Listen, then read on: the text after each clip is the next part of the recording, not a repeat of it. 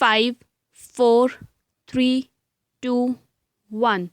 I am glad to be here this evening to join you to commemorate the memory of one of the greatest sons of India, Pandit Jawaharlal Nehru.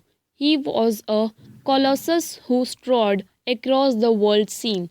Yesterday, I had the occasion to speak at Bombay about some of his more valuable contribution to the promotion of science and technology. If Panditji were alive, he would be 90 today. On this solemn occasion, we should remind ourselves of what he thought and what the values he cherished. He is relevant today as he was at any time in the past. If we can look far ahead into the future as he did, we shall never be lost. As to most others of my generation, he was a source of inspiration. It was largely because of his towering personality and transparent honesty of purpose that I joined the freedom movement as a young student. Later on in life, I followed his lead through the dark years of our struggle for freedom.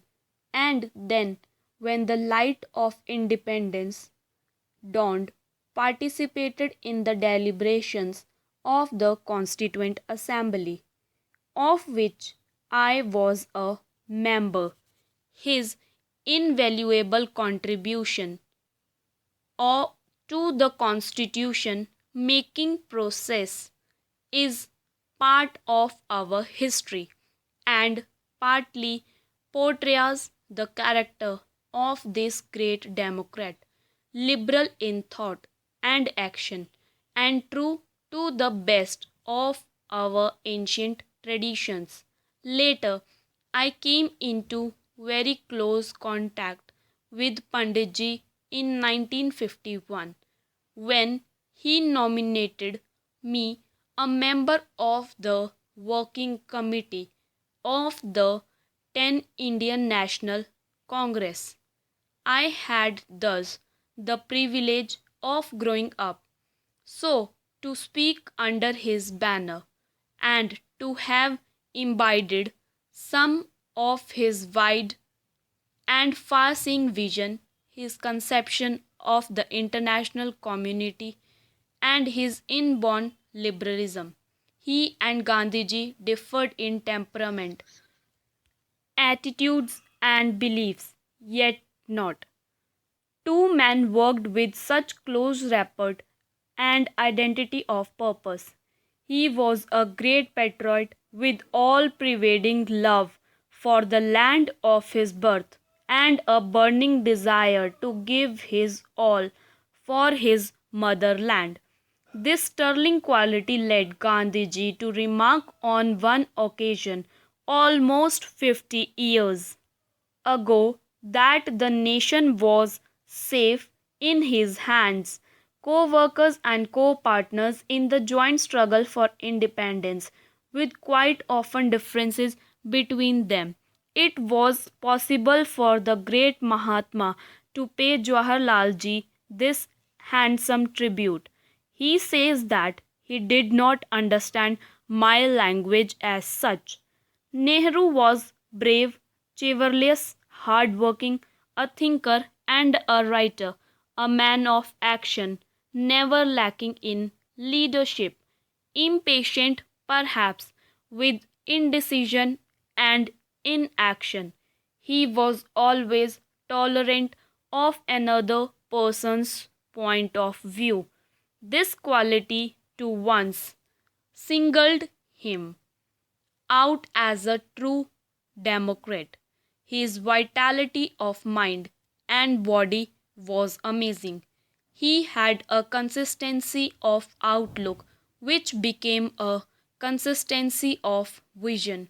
He understood the world as few others did in contemporary history. It was this rare combination of qualities which made him a fine instrument of historical forces, one of the finest knights of our times. In spite of the constraints imposed on him by an adoring people and the political party which he led, he achieved much. Looking back at his life, one wonders if anyone also could have done more or borne the heavy and complex cares of office for so many long years with such vitality and grace. 17th years is not perhaps a long time in the life of a nation. It is a very considerable part of a lifetime. He will be remembered by a grateful people for his dedicated work in the service of the country and its people, and the legendary vitality and assurance which he brought to bear on nation building activity. Jawaharlal ji was a great democrat with an inborn respect for the dignity of the individual and of institutions. He welcomed criticism if it came in the right spirit and was free from malice.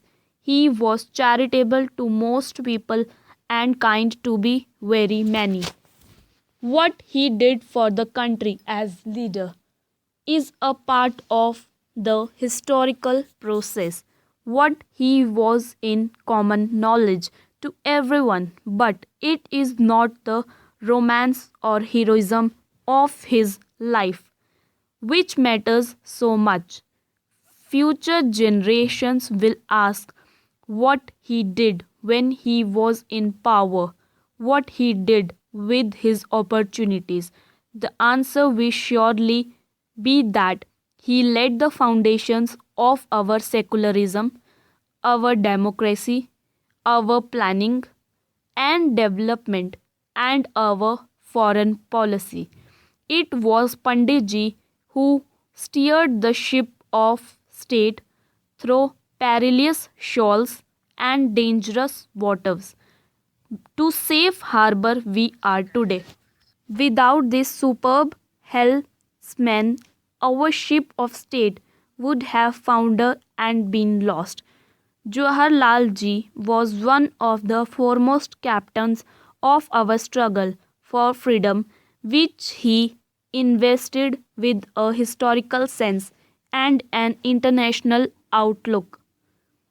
He taught us the interdependence of peace at home and peace abroad, the connection between our freedom struggle and the freedom struggles of other peoples.